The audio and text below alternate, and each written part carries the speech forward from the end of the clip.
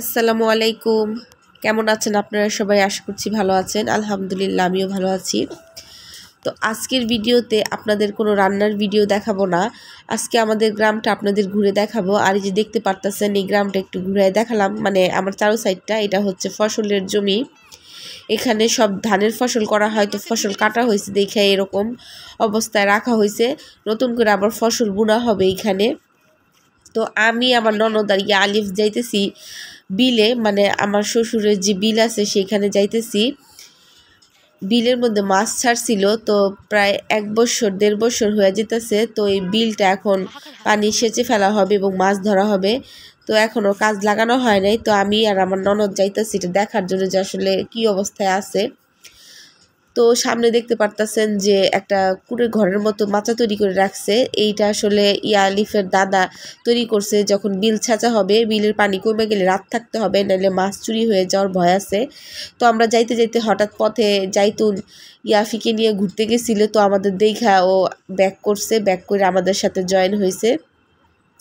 তো এই যে দেখতে পারতেছেন ঘরটা দেখা যাইতেছে, আর ছোট একটা মাচা তৈরি করছে, যেখানে কি মানে যারা এই কাজগুলো করবে তারা এখানে থাকবে, রাতে থাইকা মাছ পাহারা দিবে। আর এই যে বিলের কাছে এসে পড়ছে, এটা হচ্ছে বিল।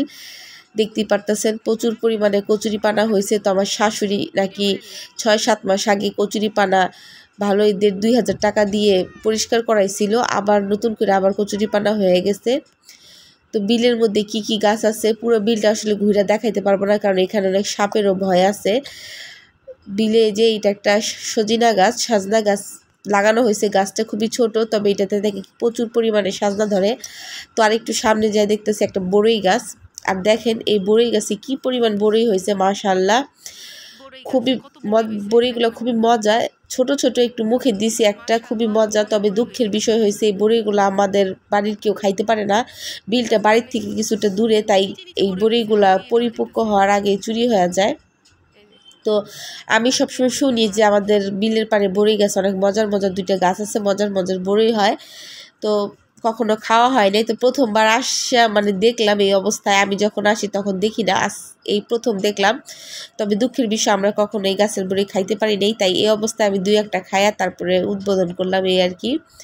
তো এখানে আমার ছোট ছেলেকে নিয়ে ওরা দুষ্টামি করতেছিল। আর এই যে দেখেন এখানে এটা হচ্ছে দুন্দুল। এগুলো অনেক উঁচা উঁচা গাছ, এক একটা খাম্বার সমান লম্বা। এই গাছ থেকে পারা যায় না বইলে এইভাবেই নষ্ট হয়ে যায়। যে দেখেন 2টা কিন্তু পানিতে অলরেডি পড়ে আছে।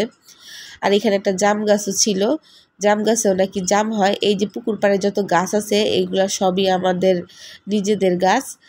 আর এই গাছের ডালপালা দিয়ে পোড়ার কাজে ব্যবহার করা হয় যখন লাকড়ি চুলায় রান্না করে। আর এই যে দেখতে পারতেছেন ঘর, এই ঘরটা তৈরি করা হয়েছে 2-1 দিনের মধ্যে।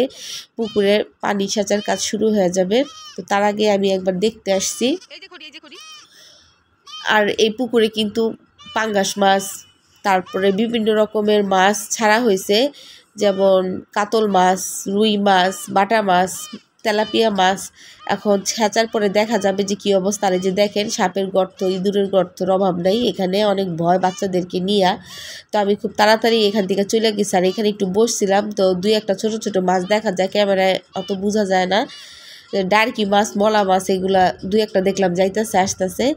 তো ক্যামেরা ধরছি, তখন চলে গেছে ইসের আড়ালে। আপনারা দেখতে পারতেছেন কিনা ছোট ছোট মাছগুলা।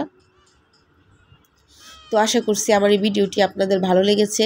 সামনে আরও অনেক মজার মজার ভিডিও আছে, যে পুকুর ছেঁচা হয়েছে এবং কী কী মাছ ধরা পড়ছে সেগুলো আপনাদের মাঝে শেয়ার করব। তো আমার সাথেই থাকবেন, চ্যানেলটি সাবস্ক্রাইব করে। আর ফেসবুক দেখলে ফেসবুকের ফলো দিয়ে দিন। সবাই ভালো থাকবেন, আল্লাহ হাফেজ।